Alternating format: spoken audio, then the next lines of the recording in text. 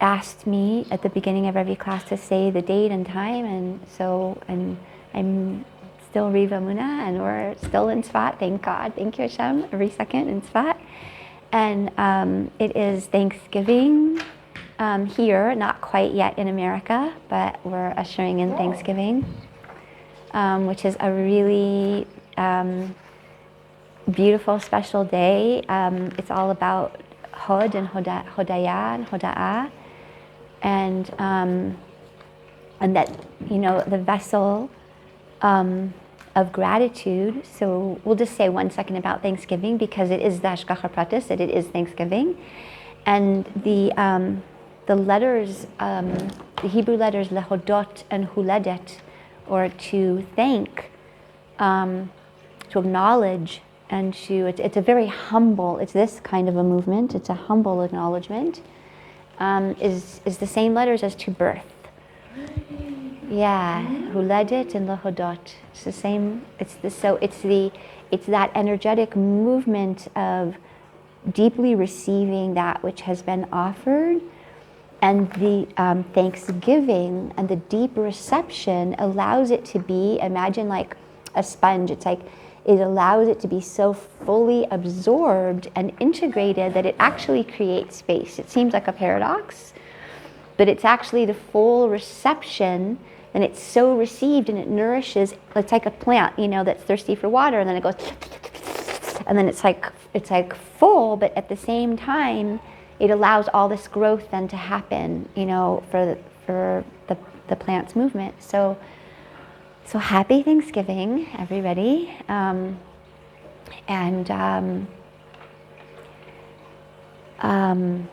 just want to take a moment, you know, how we usually start, to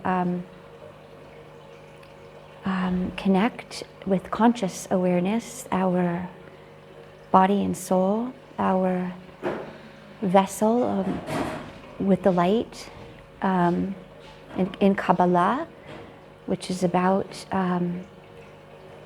the teachings of how to receive. It also comes from the word hakbala, to parallel. So to learn the energetic patterns and maps that will keep showing up in all energetic movement, in all levels of creation, so inanimate and plant, inanimate and mineral, and plant and animal and human being, and celestial realms as well. That's why we call it hakbala, to this as above, so below, and as below, it's above, this sort of mirroring. So we'll just take a moment to take a couple of breaths.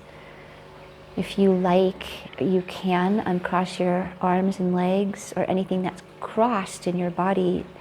You don't have to if it's comfortable, because it just allows the energy, the breath, and the actual life force, or chiyut, or chi, or prana, or any language that you want to call it, to move unobstructed through our vessel, the inside and the outside. And always coming back to the awareness of the wisdom being offered and revealed in this moment, in this place, with who I am in this moment. In other words, the particular constellation today of my will and my thought and my speech and my actions on the inside, and interfacing with what's going on with each individual here and their inner and outer worlds. Just a reminder for everybody to please shut or mute or whatever it is, to set your phone on so it doesn't ring in the middle, please. And having just again a moment of awareness with eyes closed, and then perhaps with eyes open, to just take a look around of who's here. And just receiving, and more will be revealed to us, but receiving, who are we sitting next to? Who are we sitting across from? Right? What are we being offered through our five senses right now, right? Through hearing and through, we might even have a taste in our mouth by drinking tea, but through touch and through sight and through hearing, and through taste and through smell.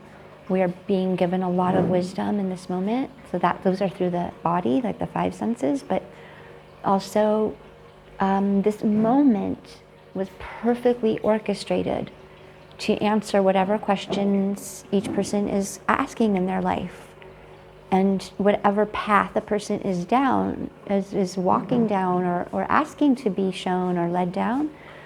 So this is all the wisdom that each individual who is here right now needs is being offered in every moment. And it's even stronger when we come together collectively, because our field of collective consciousness, we call it like the Chaya and the Yechida, the fourth and fifth levels of soul, right?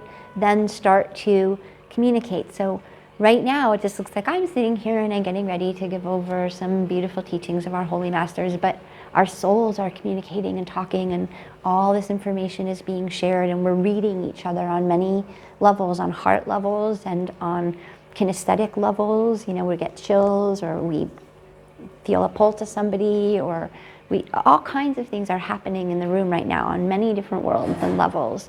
So we open to the receptivity to receive without any effort or grasping,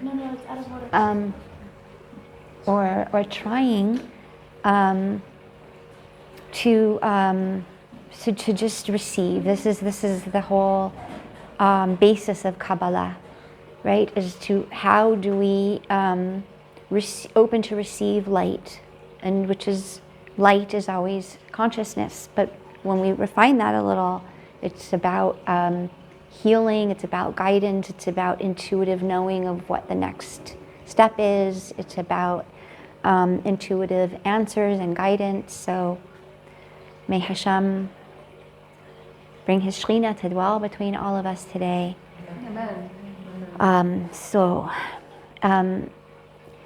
At the end of this video, please stay, because there's a woman in America who asked that this teachings be in honor of somebody close to her who just passed, and a refuah shalema of someone else. And I'm sorry, I forgot the paper at home, so we will add it into the video at the end.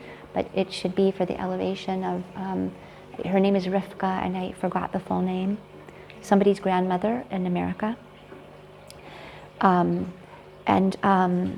May this shared light and Torah learning be for the elevation of my Rebbe, Reb Shlomo ben Naftali Bepesia, and my Rav, Rav Elazar Mordechai ben Gedaliahu Aharon, and Avi Mori, Ephraim ben Meir Eliyahu.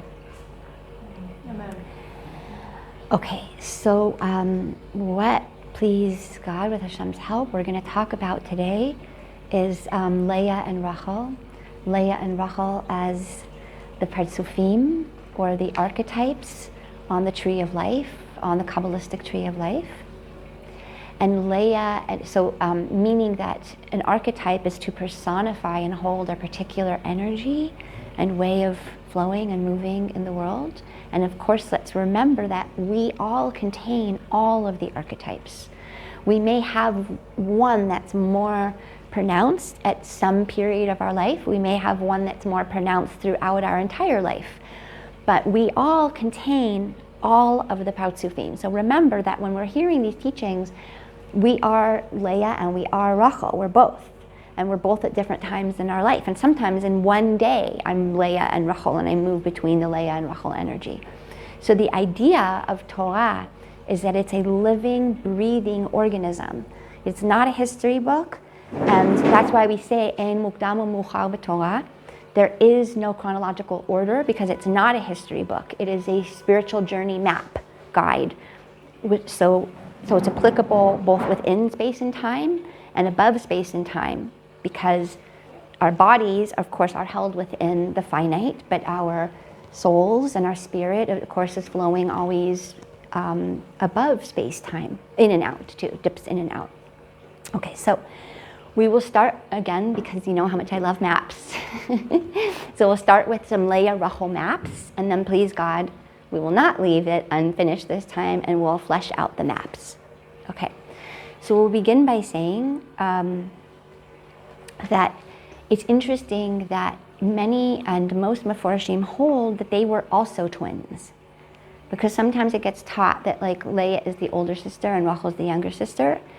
It's the same as Esav and Yaakov. There's always someone who's born first, but that they are also twins. So again, it's very beautiful because we're immediately starting with, we have this image of Leah and Rachel and Esav and Yaakov, and so there's actually like a foursome happening here, right? And then it actually branches out to the fifth level, which we love so much, when Yaakov transforms and integrates the Yisrael part of himself, right? And then he becomes the father of Yisrael, something bigger and higher, and Leah becomes, well, we won't say yet, okay. So we begin by twins, according to most Meforshim, but not all.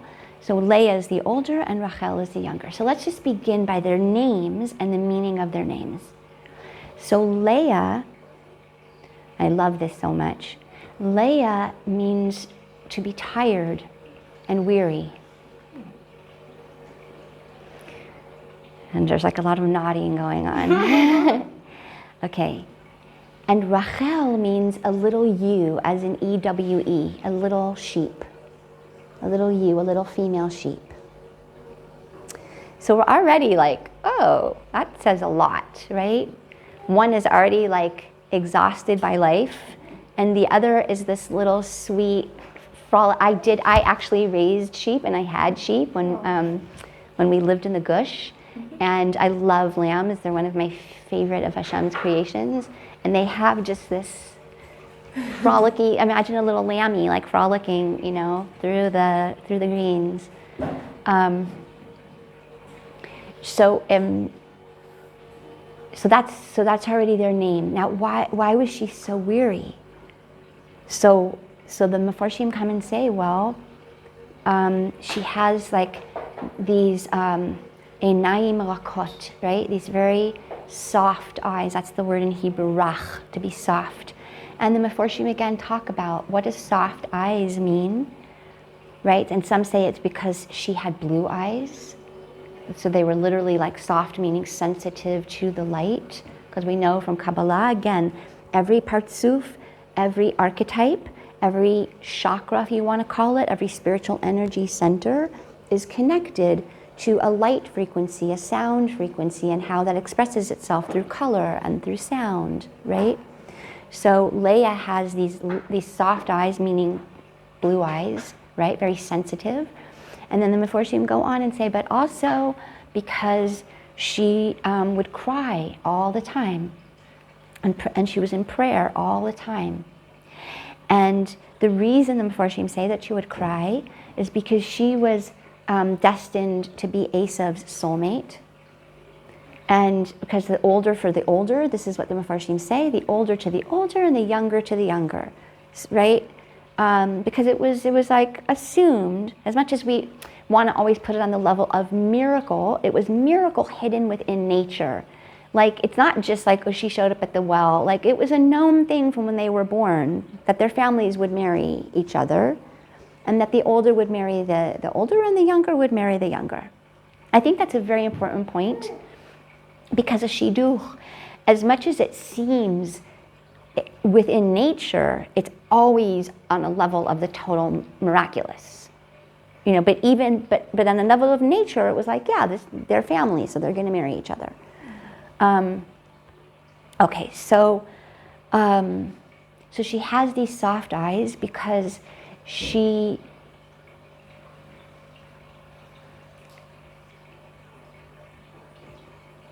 understood why was she so sad and weary, because her destiny from the very beginning was to go into the deepest darkness of human nature.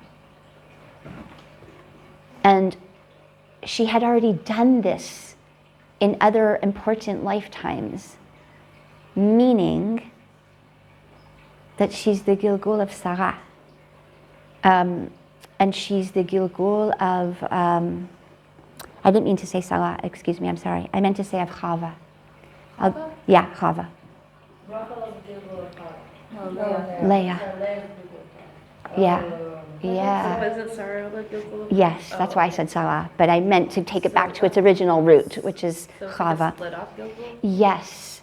Yes, thank you for saying that. So we're going to go there in a second, because you're a little bit jumped to the end. No, which was just to say, and it's a good intention to put already from the beginning, but I was going to say it in the end, to understand that Rachel and Leah is the collective feminine, right? Leah, we call it the higher feminine, and Rachel, we call it the lower feminine. And that's why I started by saying that we contain this whole spectrum the same way that a man contains the spectrum of Yaakov to Yisrael, right? From the heel, Yaakov, to the head, Yisrael, to the Rosh. It's the same with the lower feminine and the higher feminine, but right now we're going to learn it out as if they're two separate people and two separate partsufim, and then we'll hopefully reintegrate that it's really one. It's really the journey of also of the feminine. And it is also within the body itself. Okay, so within the body, Leah is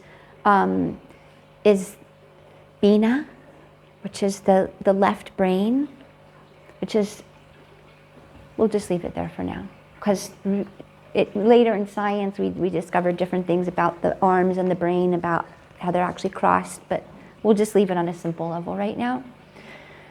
So Leah is Bina, and again, those are part of the intellectual faculties of a person, because we have the intellectual faculties, we have the heart, the emotional faculties, and we have the level of action.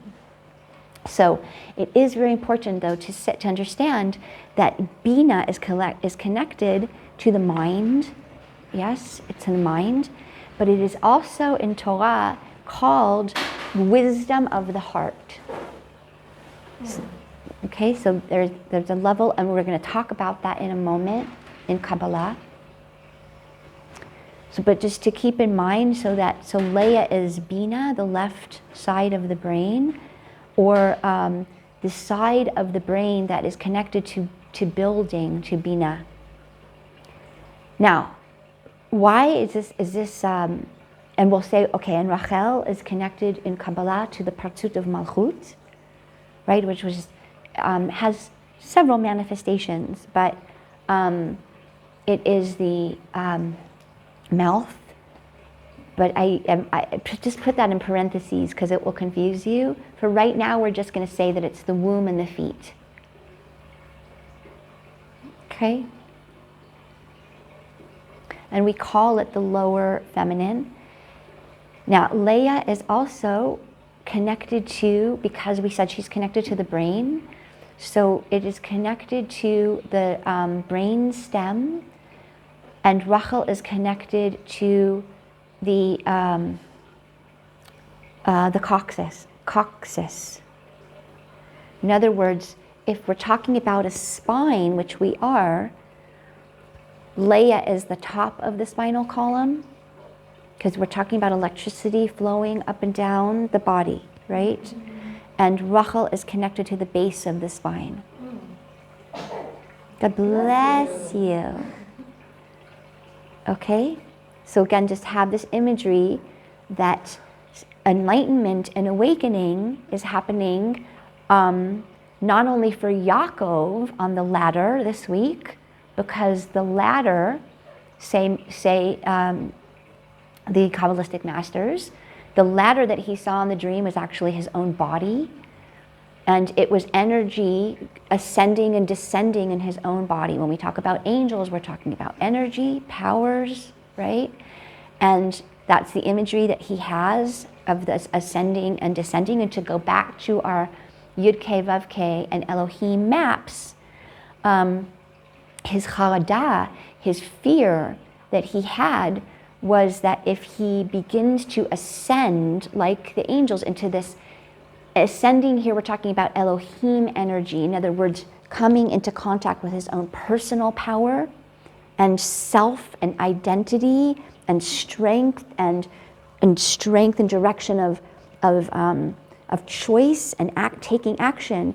He was terrified that he might go too far and end up like Esav, right? Because remember, what we're trying to achieve is the balance between surrender, devoted service of God on the one hand, and still having self and identity and your own personal story, right? So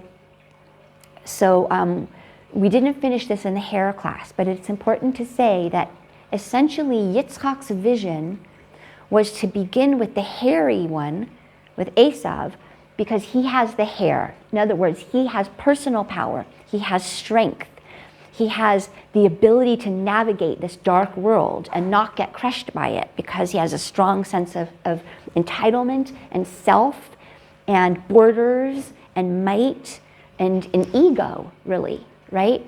So Yitzchak saw this, and what Yitzchak's vision is he's got the Elohim part, and if I give him a bracha for the Yud K Vav K part, then we can create one balanced human being. And Rivka's vision was like, no, your vision is right, but it's backwards. If we take Yaakov, the Ish Tam Yoshev Ohalim, somebody who's in surrender, devoted, loving service and connection to God, and we teach him how to be hairy. So we put the hairs, the goat skins on him, and remember that an ez, a goat in Hebrew, is oz, might, right?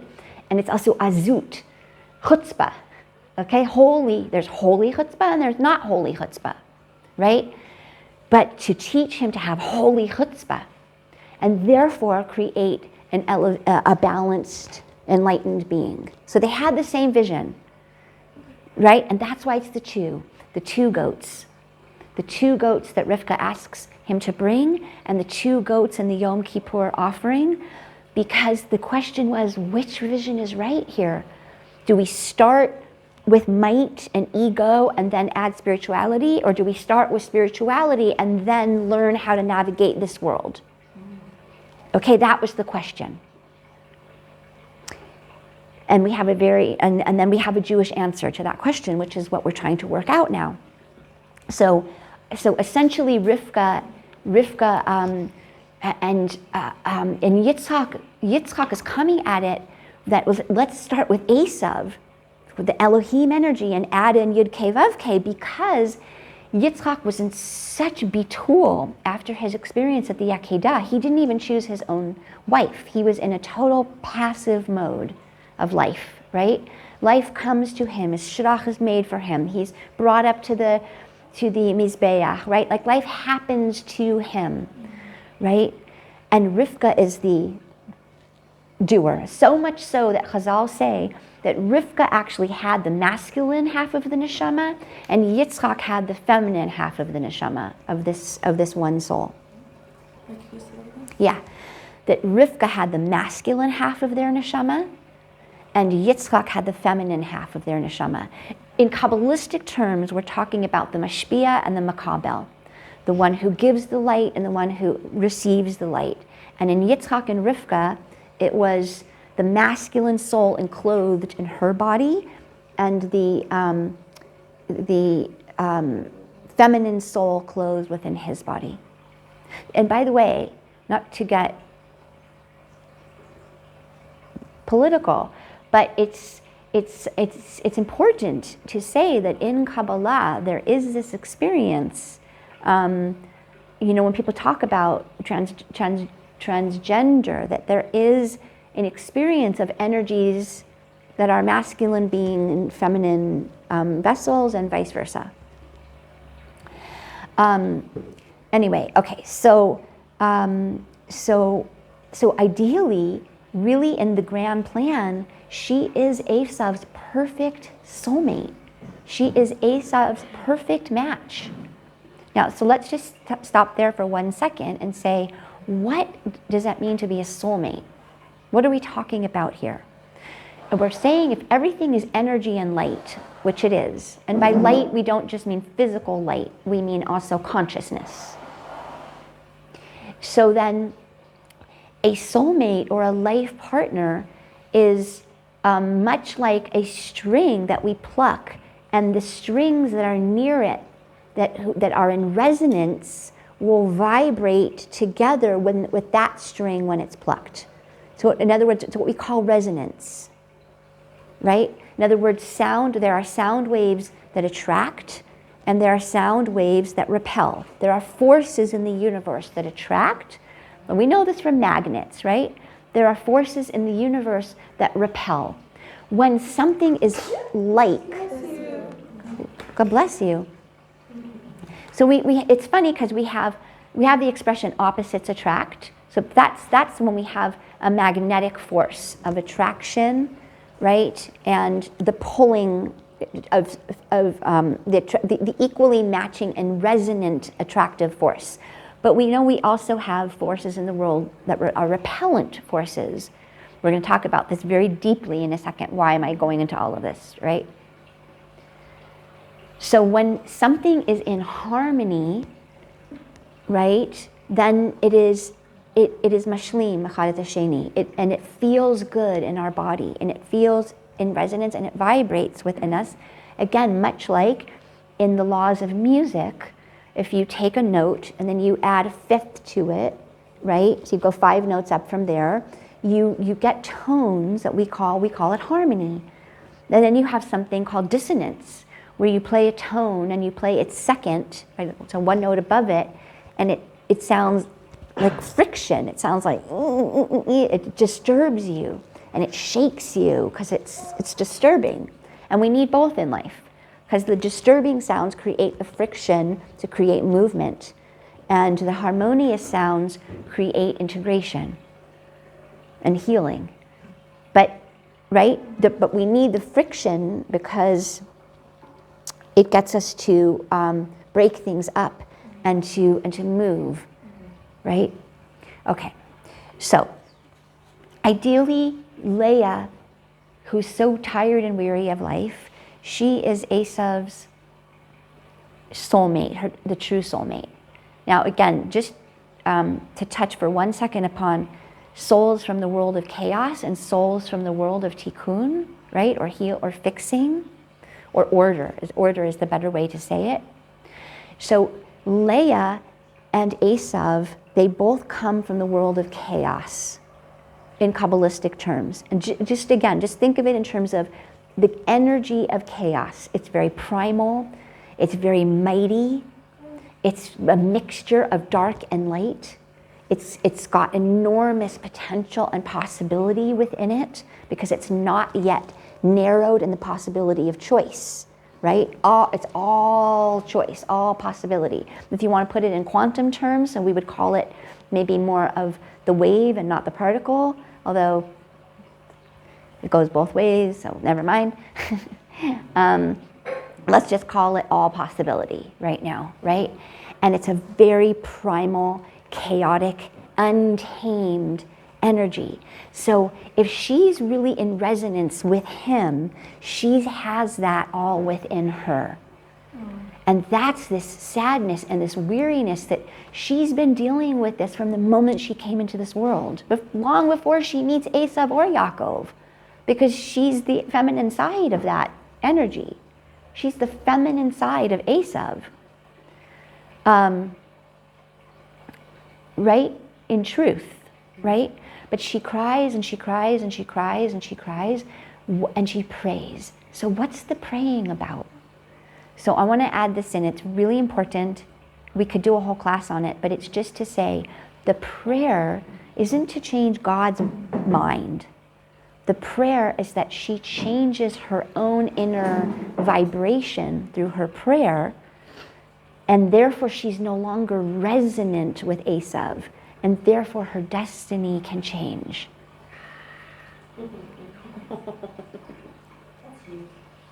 So she becomes the mother of prayer. So does Rachel, but different prayer, different way. We're starting with Leah, okay?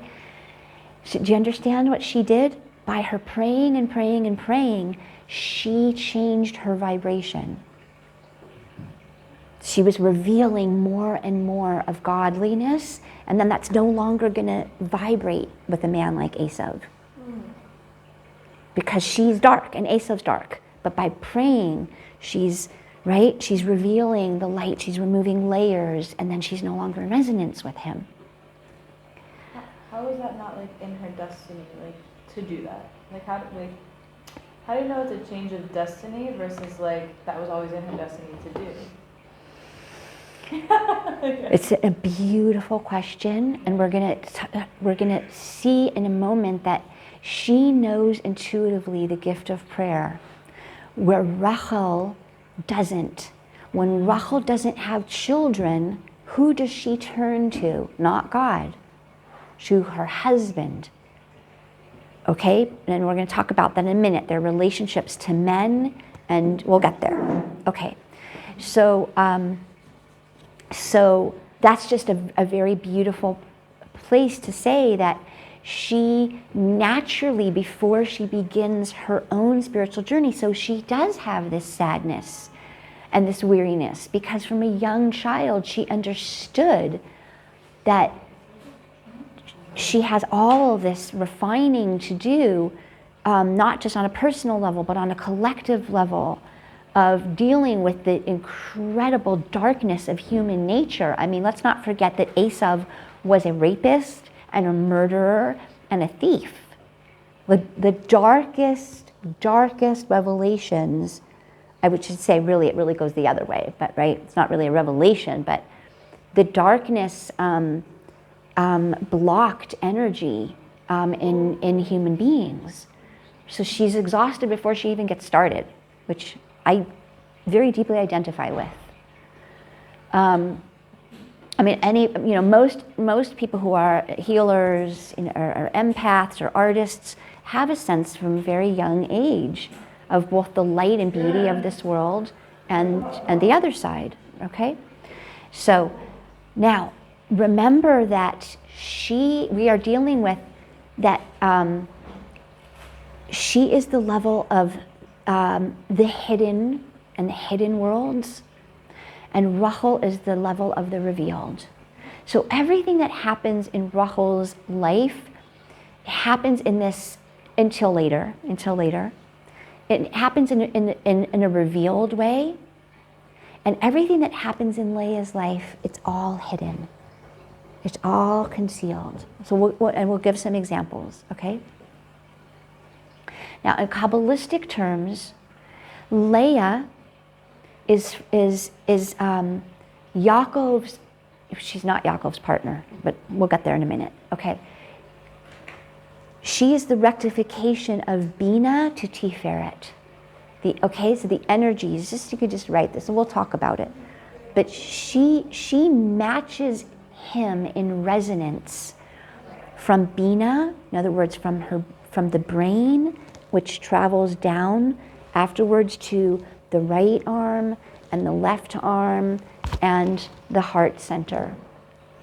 Okay, whereas Rachel is an energetic resonant match with him from the lower third of Tiferet and down into Netzach and Hod and Yesod. So we're talking about vibrational sounds, light sounds, consciousness levels, awareness levels. So now we're going to understand a little bit more. Why does Yaakov hate her? Right? It says, and God saw that she was hated. Why did he hate her, says the Mekubalim? Because he had not yet awakened his own Tiferet and Chesed and Gvura and Chachma and Bina. So it was a repellent energy to him because he was functioning from his Netzach Hod Yesod. So Rachel felt resonant with him. Whereas Leah, it was a repelling energy. Why was it repelling, say the Mekubalim? because Bina is called Ima Ila'a, the upper mother. And so when he was in his Zer Anpin, his young face, the partsuf of the young, not yet in his own enlightened being level, the idea of being romantically connected to the mother energy for him was repellent, because a man, it's naturally Hashem created it, that a man feels repellent energy to his mother, so that, right, so that he doesn't feel that energy towards his mother, right? When he awakens to become Yisrael Saba, to become the elevated father energy, right? The full, from Yaakov all the way up to Yisrael, right? So in other words, it's never, I would never say never, because that is too limiting for God. It is often not about the outer person that we're dancing and partnering with. It is that as we do our work and our vibrational level changes, and we're vibrating and singing out into the universe a different energy song, who comes into our space and who leaves our space is going to change. So you understand, like Rachel was his zivug when he was vibrating on the energy of Netzach Hod Yesod, the lower part of Tiferet, and Netzach Hod Yesod. And for people who are watching on YouTube and you don't know what this means, we're talking about the lower vibrations of the right leg, the left leg, the reproductive organs, right? And then down into the feet. That is a downward energy, an energy of grounding into the world, right? And again, what would we call that? Elohim energy, right? So,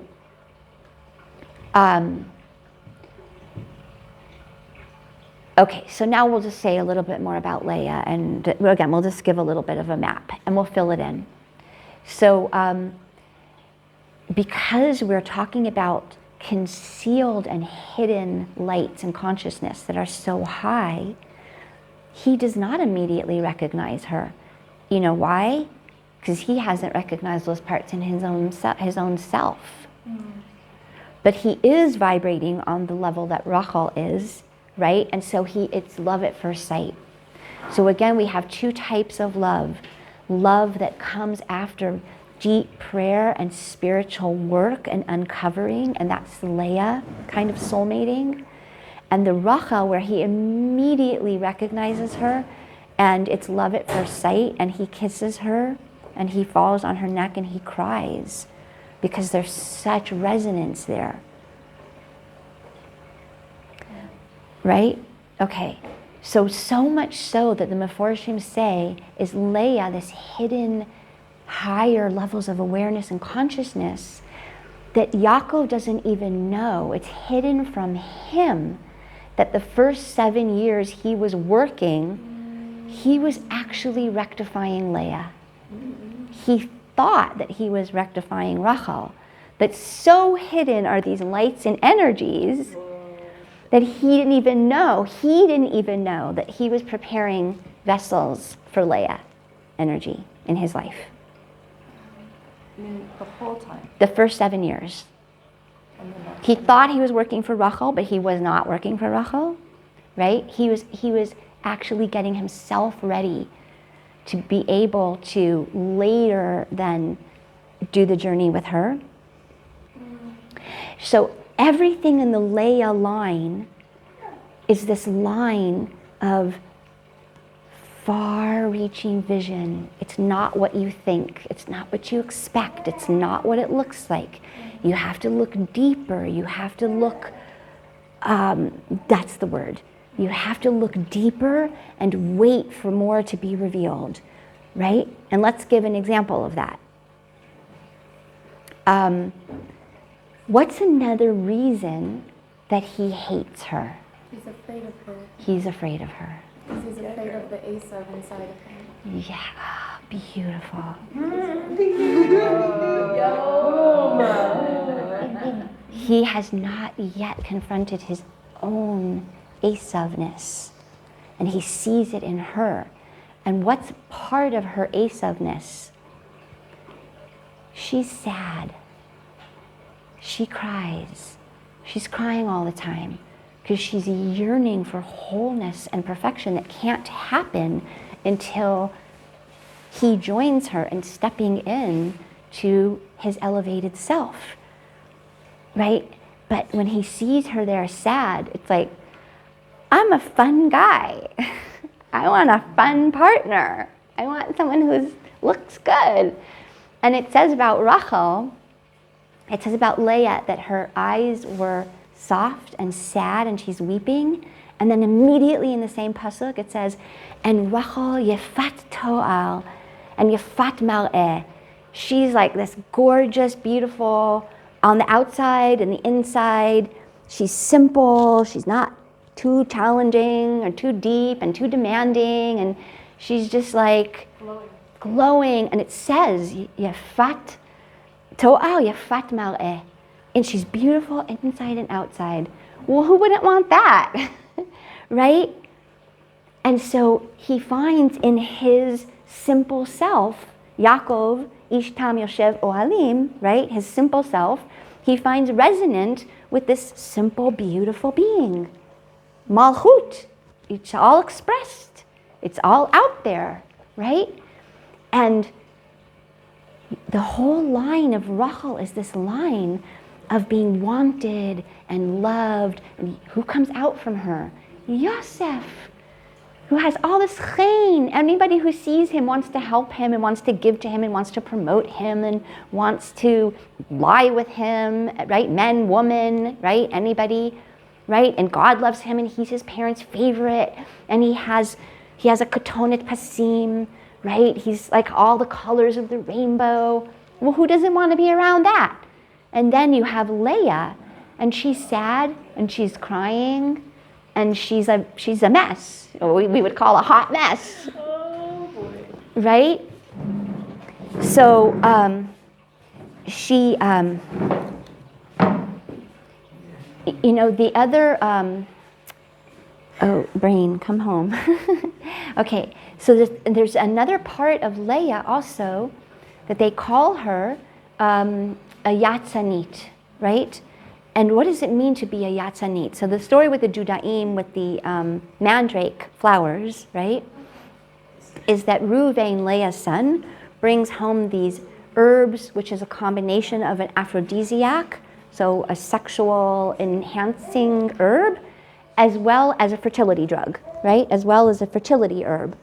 And he brings this to his mother Leah, and Rachel, who has not yet been able to conceive, says, I'll trade you your Judaim, or these herbs, for a night with Yaakov, right? And they make a deal, and Rachel gets the Judaim and the herb, and Leah gets another night with Yaakov. And she's so excited. So now understand, on the priority list, who wants what? Rachel wants children. She's not looking for connection with Yaakov. She wants children. And Leah has children. She's looking for connection with her husband. So she is a yatzanit. And Rashi says all kinds of things about what that means. And the Rebbe has a beautiful take on a yatzanit. She's a shlucha, and she's out there doing shlichut, and she's a messenger for God. But the other Meforashim say, what? You know why she was a yatzanit? She was doresh mimenu kesher. She was sitting on him. I want connection. I want connection. I want connection. And he's like, oh my God. It's like, can you just go take care of your sheep like Rachel and leave me alone, right? Because Rachel isn't, and how do we know this? Because as soon as Rachel is doresh mimenu, be there for me, right? And he says to her, it's all about you and God. I can't give you children. I actually have children. I'm not the one who can't have children. It's you can't have children. So, I mean, it's it's and there's deep, beautiful lessons he's trying to give her about like, okay, put your relationship with God before me, and he's of course, but there's another layer that I hear in there of like, hu lo yachol, you know, he's not, he can't be in that level of intimacy yet because he doesn't have that level of intimacy within his own being yet, right? He doesn't know the whole Esav side of himself. He thinks, I'm the Ish Tam Yoshev Oalim, I'm the simple guy that sits in the tent, right? And I don't have anything to do with that darkness. That's not me, that's them, right? Wow. Right? So, I mean, again, imagine this vision of a woman who feels rejected, who's crying, who's sad, and who's begging for intimacy. Whoa. I think we've all been there. Attractive. Yeah, that's exactly what I was gonna say. That's And then the Torah says, and Hashem saw that she was hated. Well, yeah, because those are the qualities that call up within a man, and I've heard this straight from men's mouths many times, not once, that those are the qualities that call up within them. I can never make her happy. It'll never be enough for her. And I'm never going to be able to fill her, and whatever I put into her, it's just going to leak out the bottom, and she's never going to be full, so I'm going to feel unworthy, I'm going to feel like a failure, and I'm going to feel incompetent as a man. Plus, she makes me get in touch with my heart, and that hurts. And can't we just be happy and simple together, right? And so, so Hashem is like, sees that she's hated because she is hated.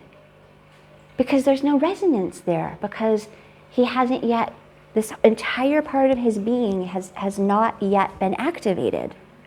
Does that make sense so far? I almost hear it like I was reading about like in TORAH about the difference of like receiving and transmission. Oh, yes. How it's like when you're receiving, it means that everything there is to give, you're taking in. And transmission is like you can only take in a portion of what's offered. And so it's almost like Leah's, what she has to receive is like bigger than what he's filling, whereas with Rachel maybe it's like she's receiving exactly what he has to offer then. Yes, resonance. Yes. So beautiful. Until, by the way, they flip, right? Rachel has to learn how to pray and Leah has to learn how to receive, but hold on, we'll get there in a second. Okay, so she, it's not, by the way, by accident that they get switched. Because they literally get switched. They literally have to find resonance in what the other person's experience is to become one full woman. We have to integrate the maiden and the loved one with the wise woman and the hated one and all of that. But we'll get there in 1 second. I heard that happened with the Judaim, like because, is that true? Keep going. Because Rachel was so loved, she had to see to their side, like, wow, Leah's had all these children, but he has never connected or been loved, and I have to, you know, she gave her the opportunity to be with, you know, the love of her life, and then Leah was able to have that connection, and Rachel was able to have the opportunity and opening to have children, and they like switched. They go through very deep switches. We'll talk about it in 1 second. But let's say, just to put in your notes, the word Judaim has within it the name David. It's a hint. Wow. David HaMelech is going to come out from Leah. And it also has within the word within it, Dodi, my beloved. Girl. So there's lots of energetic healings going on here. Okay, so Leah has children, but what she is longing for is a partner and a husband. Why do we know this? Because she literally goes out into the field, which, can you imagine in those days, a woman going out to bring a man to her bed? That was like considered like the most inappropriate thing in the world, right? It's not different today. not the physical going out, but for a woman to go to be the mashpia. So you understand that Leah was essentially the mashpia, and Yaakov was the makabel, and Yaakov was not yet able to, first of all, allow himself to be a makabel, and then become with her an elevated mashpia, right? So that they're both moving into the space of mashpia, makabel together, the flow. That's the angels going up and down. Okay? So he gets it in the dream of the ladder, but that's another layer of mashpia, makabel, right? To having the energy going up and coming down, and that dance of mashpia, makabel together. Part of the reason, again, that we say that in the tkufa of Mashiach ben David, the woman will be ateret ba'ala. She will be the mashpia. Okay, so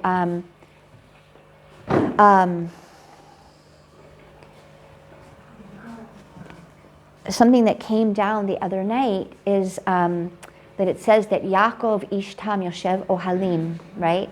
And if you look at the word ohel, it's aleph hey lamed. You switch the letters around and you get Leah. So there was already a hint there to the integration, right, that was going to come.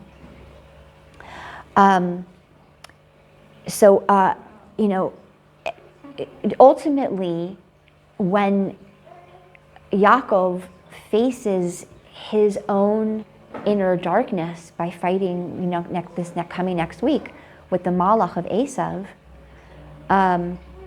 he is able then to find more resonance within Leah, right? So I think it's very important as women, this Torah, because I know for myself and any woman who I've ever spoken to, wow, this is a lot.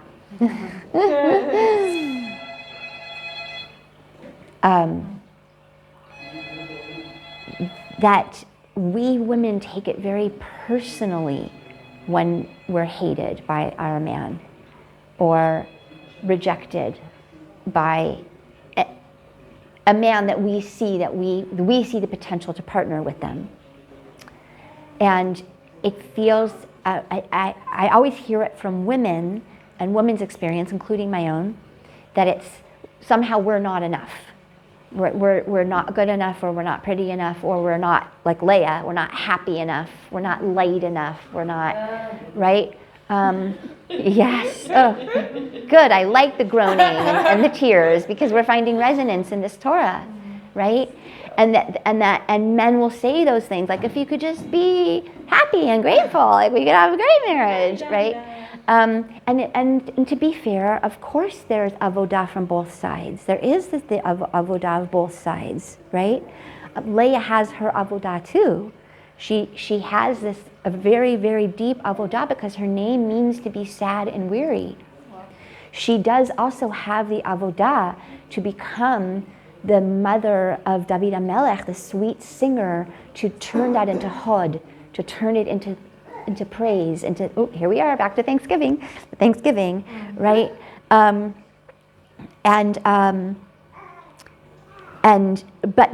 just to take a little step back for a second and now say, Rachel is yefat toar, yefat mar'eh. She's pretty on the inside, pretty on the outside. She's wanted. He recognizes her right away, and he's like, I want this.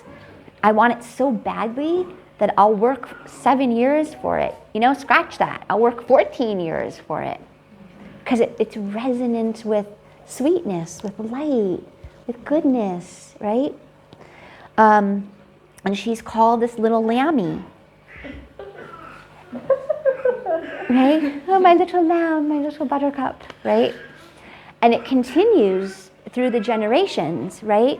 Where David, who comes from Leah, has this whole history of feeling alone and rejected and misunderstood. And what is his answer to that always? Yeah, It's always about taking the experience and bringing it back to God and making God his number one connection. So now we've been hearing about Leah praying since she's a little girl. We haven't heard one word about Rachel praying until she begins to experience a rejection from God because she doesn't have children. Because until then, she was the chosen one. She was the loved. She was the beloved. Everything flowed for her. And understand, this is the beginning of the maturing of the feminine. The young maiden who's like, I see this with women as a counselor. I see it with women again and again and again and again, that there's the real journey begins when somebody hits, I'm sorry to say, but their first trauma, right, as a woman. And then it changes you forever. And sometimes it can also be like Rachel also. It can also be a first birth, but it's to move more into the experience of meeting God. Okay, so we'll leave that there for 1 second and go back to Yaakov has the same experience. He's in his Yaakov young male and she's in her Rachel young feminine. And he, vayifga b'makom, right?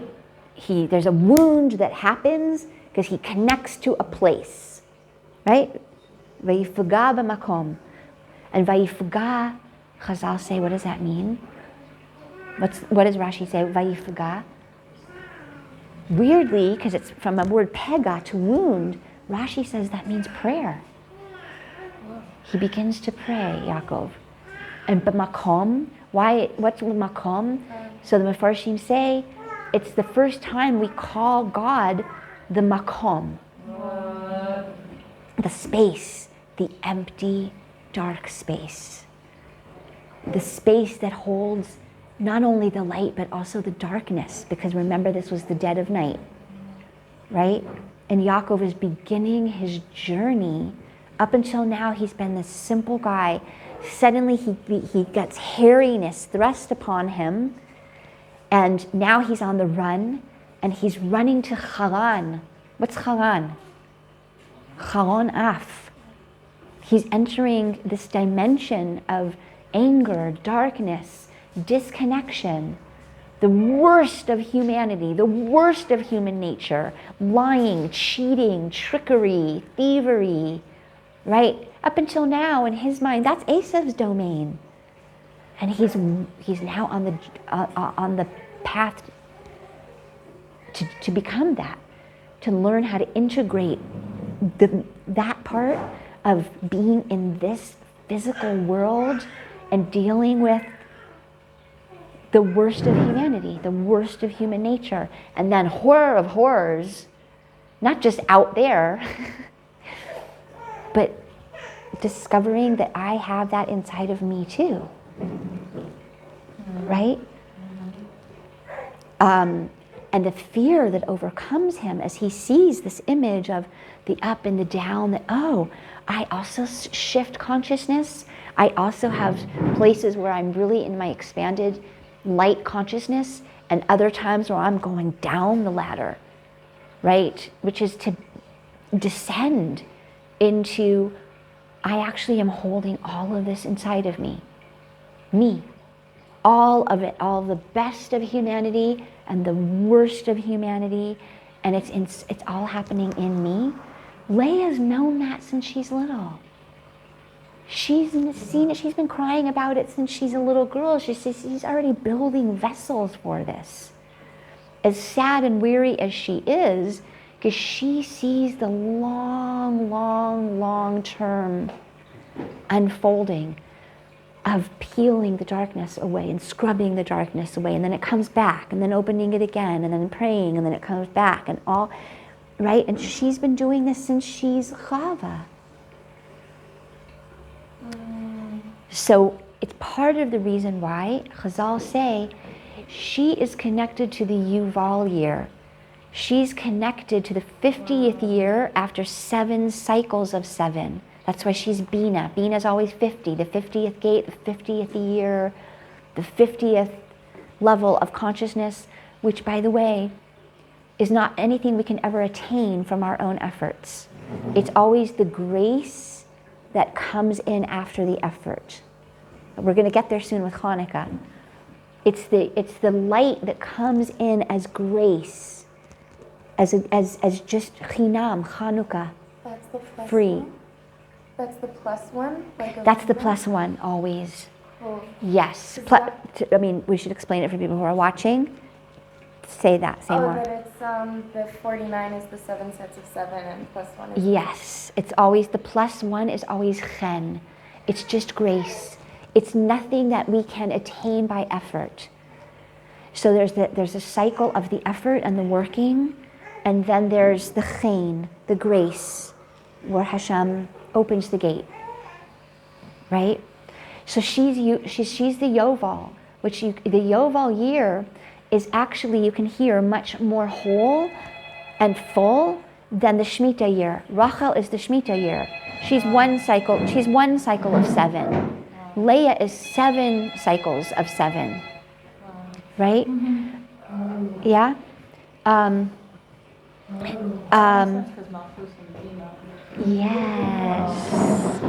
Yes. Okay. Yes, exactly. So just again, for people who are watching the video, because a lot of us have been studying together already for a long time, so we have like a shared language, so I want to try to clarify for people who are watching. The name, I'm sorry for all the background noise, it means that this Torah is really good from Shemayim, because whenever we have light, we always have the counter force so that we can stay in free choice. So we have, again, the idea through the entire Malchut Beit David of concealment and rejection. It's very important to put the 3 things together: concealment and rejection, and an experience of disconnect and chaos. And then we have the other side, right? Then we have the other side, the Rachel side, which will later develop into Mashiach ben Yosef side. And that is the side of being wanted, chosen, desired, outwardly beautiful, order, right? And the revealed world, the revealed lights. And yeah, does that, okay? So they're both coming together? So we end up with Mashiach ben David through Leah, and Mashiach ben Yosef through Rachel. So we end up, the people who are watching on the video, with 2 messianic figures, and again, real human beings, but simultaneously allegorical archetypes of consciousness, right? Because we always say in our classes, everything's always true on every level of existence simultaneously. So that it's true in this world, and the allegory or reflective spiritual light of it is also true. So, okay, we will just try to make a container around this, and say, to me, one of the most important pieces of this teaching is that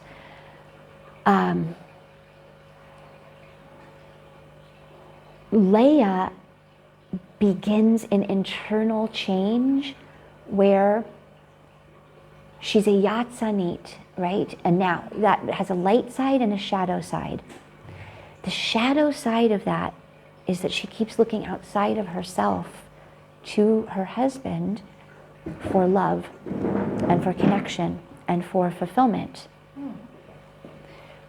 Right? Rachel doesn't do that. She already has the love. That's not what she's looking for. And in fact, it's very significant when the Torah tells us who's feeling what, particularly around love. What it means when we say that someone loves someone in the Torah is that they have an energy of wanting to give light and fill that vessel. So much so that it's one of my favorite pieces of Torah in the entire Torah. It's the one and only time that this word is used. When Yitzchak loves when Yitzchak loves Rivka, and after he brings her into his mother's tent, and he says, Va-ye-ha-ve-ha. We never see that word in Torah and at any other place. Normally it says, Vayohavota. Vayohav, this one loves this one loves that one, right? Interestingly enough, we have one example of where the Torah tells us about a woman loving a man. Michal. Yep. And who does she love? David, right? Who is Malchut. Again, this seemingly switch of the masculine in the feminine form and the feminine in the masculine form. Okay, so this is one time, but it says Yaakov ahav et Rachel, right? And we also had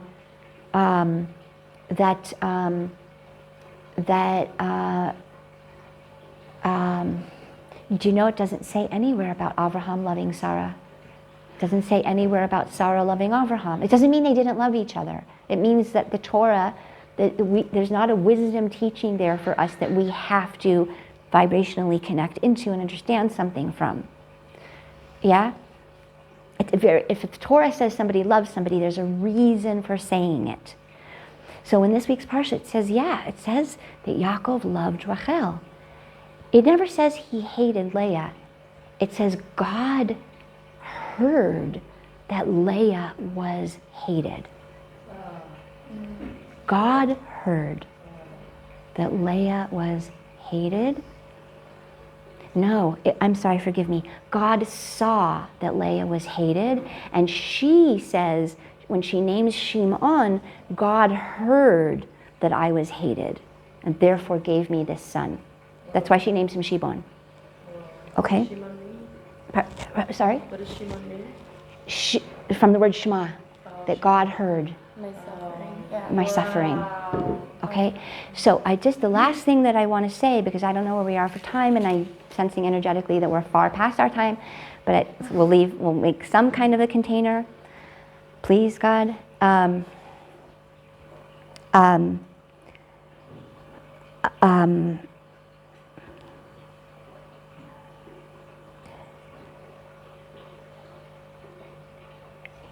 In this week's Parsha, Yaakov is beginning to prepare his messianic vessels for true partnership within his own being, integration, and with God, and then ultimately with a woman who can be in full resonance with his full, unobstructed, energetic, physical, spiritual being.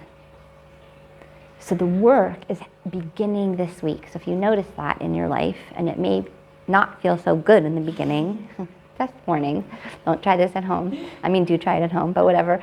Okay, so he begins by vayifga b'makom, by meeting the empty space, the makom. So it has simultaneous layers of Torah here, okay? Sorry, I am gonna wrap it up, but one level of makom is the halal hapanui, what we call the halal hapanui, the empty vacated space that is the seat of all growth and the seat of all creative activity, but it's also the seat of all illusion of darkness, evil, disconnection, loneliness, rejection, and it happens to him in the middle of the night. By the way, where is he when this happens? He's on Har HaBayit. He's in the Kodesh Kadoshim. This is, understand, Maseh Avot Siman Lebanim. When you are in your darkest place of disconnection, understand that behind that you are actually in your Kodesh Kadoshim. Ooh. Yeah, it's happening in the same place. It's not the darkness and then maybe someday I'll get to some light place. It's the darkness and the light is the same place. And the woman that he hates is actually his highest, most elevated soulmate. Because what? He doesn't even stay with her. goes to be with Bilha. I know I'm jumping ahead. It's just You're jumping like, ahead. Oh. You're jumping ahead. You're jumping ahead. Because this is the gift of Leah. The gift of Leah, even though she is sad and weary, it's the unfolding of Mashiach ben David through all the shifts and the suffering and the pain and it going this way and it being hidden and the chaos, right? That's...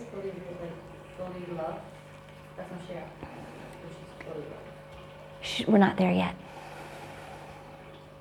We're not there yet. However, what Leah and Yisrael Saba, it's a layer of consciousness, the Partsuf, right? What they were able to do, remember that Adam and Chava were created back to back. And then there was the Nesira, the cutting, right? What Leah and Yisrael Saba were able to do was to do the full turn towards each other.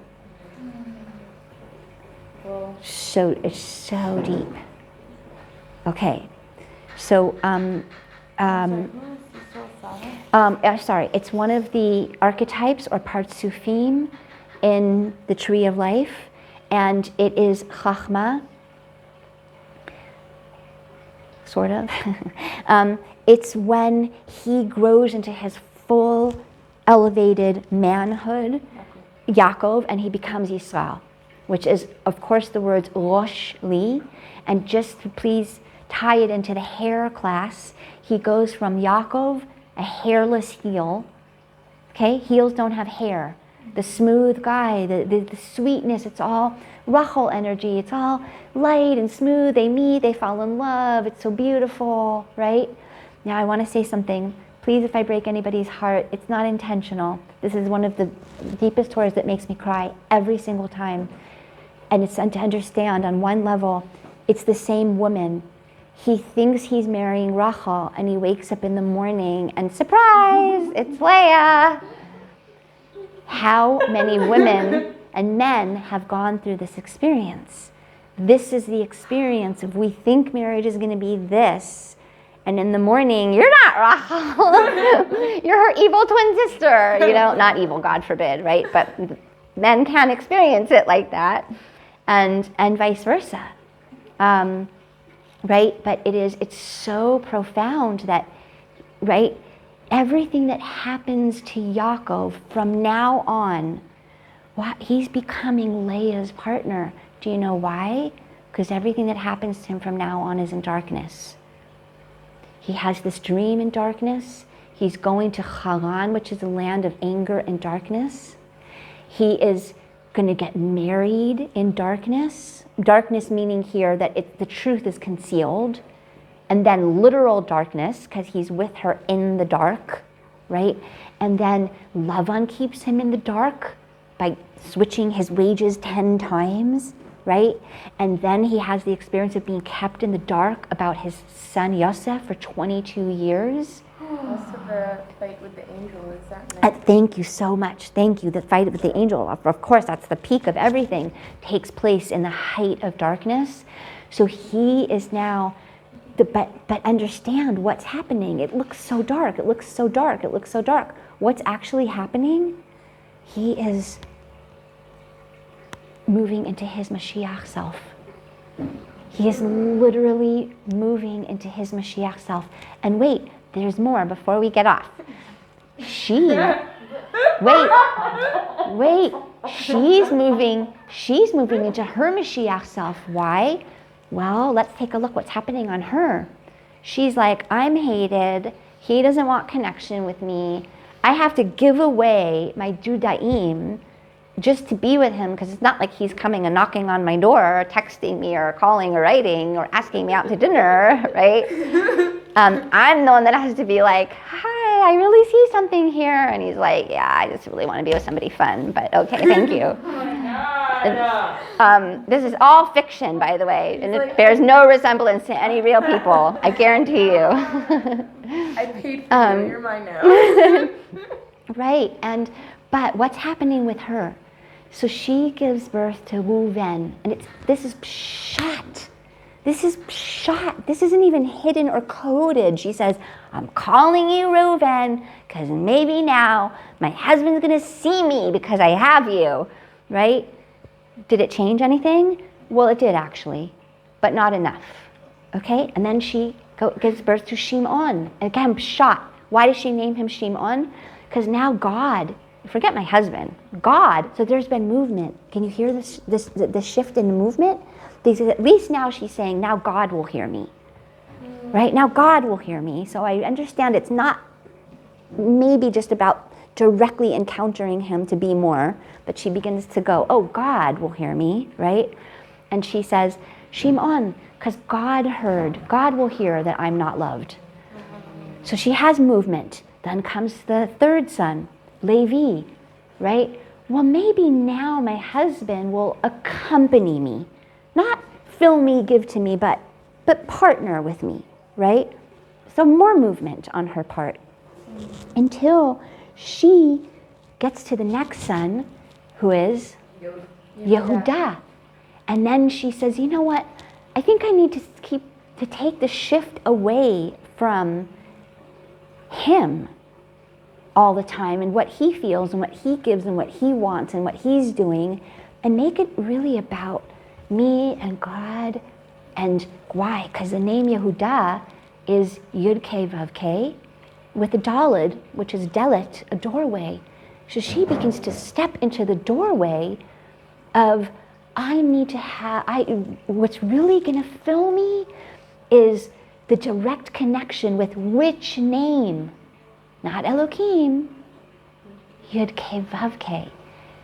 And who is Yehuda? The father of Mashiach ben David. So this all happened this week, not only in history, this right here, in this world, in this time, in this spectrum, this is all happening. He begins to step into his dark places, his pain, his wound. Look at the lashon, vayifga b'makom. He gets wounded in that place. And then Rashi says, what does it mean? It means prayer, because the wound begins to open him in prayer. And the wound begins to open her. And the wound begins to open Rachel also to prayer. And that even the wanted ones where life goes so smooth and everything unfolds so perfectly, she also begins to yearn to be what? Not only a makabel, but a mashpia. You see, because her whole experience is to be a makabel. She knows how to be a makabel. She doesn't know how to be a mashpia. Leah knows how to be a mashpia, but she doesn't know how to be a makabel. You understand that? Right? So we're all yearning for integration. And the journey that we start to set out on is to find our missing, imbalanced part on the giving, receiving spectrum. Okay, so that's a lot. And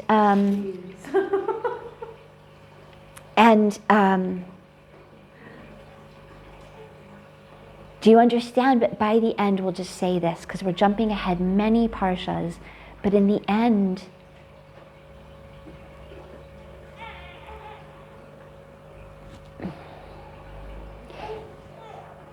we'll save it, because we're not there in that parsha yet. I always say one last thing, which is to say that Yaakov this week comes to, essentially, we think, Tzfat, because he comes to Shem ve'ever. And he's by them he learns by them for 14 years. Yeah. So this is a good week to visit Shem ve'ever if anybody hasn't been. And there are all kinds of opinions if it's the real Shem ve'ever or not real Shem ve'ever, but whatever, it's a holy spot. Definitely a portal. It is definitely a portal. The ladder itself was a portal, and what we've begun really this week, really on a very deep level, is the Yerida LeTorah. You know, the descent for the sake of the absolute integration and revelation of perfection, which is what Bina is. It's the ability to make space and hold space for everything, for all experience, without despairing. She goes through this deep transformation as well, that understand that she is the one that makes it to the very end. She's buried with him in Ma'arat HaMachpelah, not Rachel. Rachel has a different journey, and Rachel's journey is about her children. But in terms of partnering and husband and wife, and that full, total experience of the unification of the masculine and feminine, she does make it. Shenizkeh, that we are not afraid to encounter the darkness in ourselves and in others and in the world, and seeing with such deep Leah vision that what's going to happen next week, the reunification of Yaakov and Esav, may it please be this year that it is the full and total healing, balancing, reunification of the inner Esav, Yaakov Yisrael experience, the inner Rachel and Leah, and all the way out into healing it in every creature and every level of existence in every world. Amen. Can I add something? Yes. Your love.